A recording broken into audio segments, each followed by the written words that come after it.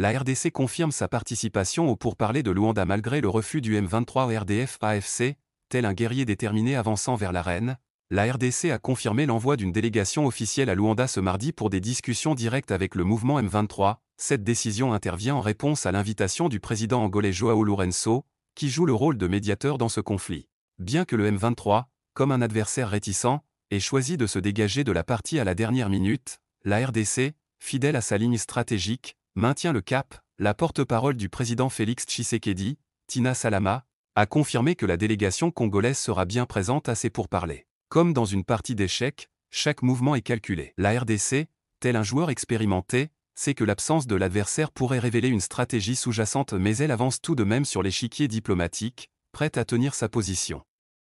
La question reste maintenant de savoir si le M23 choisira de revenir dans l'arène ou de laisser le terrain libre à la RDC pour marquer un coup diplomatique décisif. De son côté, Corneille Nangaa laisse un tweet sur X, le fait d'inviter au pourparler des personnes dont les droits civils et politiques, y compris les droits économiques et sociaux, ont été spoliés par le régime illégitime de Kinshasa revient à cautionner cette injustice.